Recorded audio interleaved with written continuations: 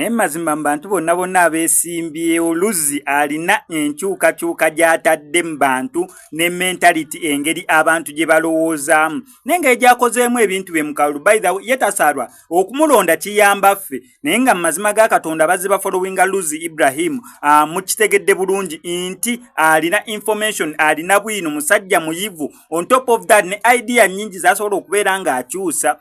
Soko olaba ate nno mu ababadde batamanyisa Tolo Sala. Kati no Tolo Sala yayingiddewo naye okubeera nga supportinga omwami we mu ngeri emu oba endala, naye nga laavu eri wano. Aha, yono Luzzi ne mukyala we Sala is Tolo.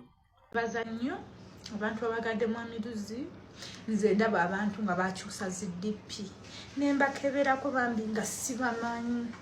Thanks for that love.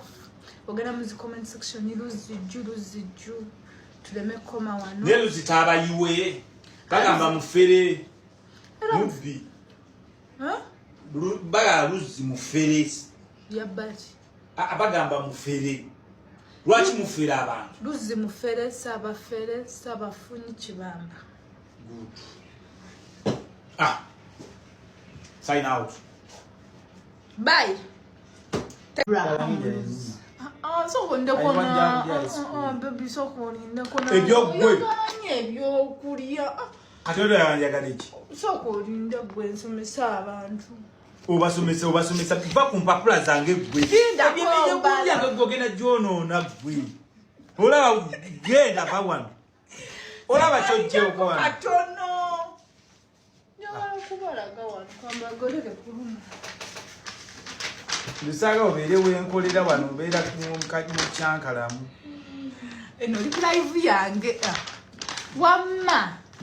Nere seko. Wamma womala ngozinga bwoti.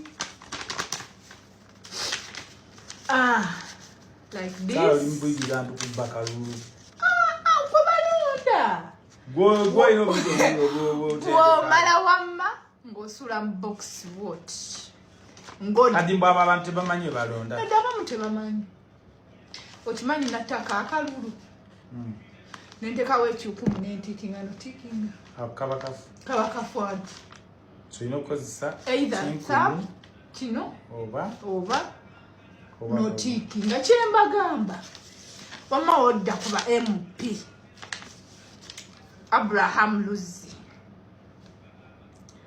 N'abalala.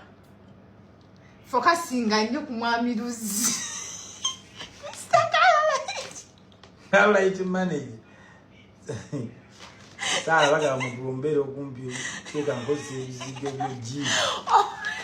Banga ngoza jiki. Sako lindeko onasaba muleta. Mba nkyasomesa. Kati wamma bwotuuka kuba MP. Luzzi alikuwa eka TV. Gwola TV otikinga bwoti. A box eri bweti. Alkalas. Baby soko olindeko. Wabe box eba bweti. Toyina kuyisamu. Tuli mu time. Gwe nawe lindako. Ukirabye. Oba sibula baby. Lindako.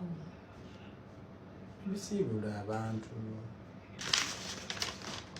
Sigala ku live. Ukirabye. Sure.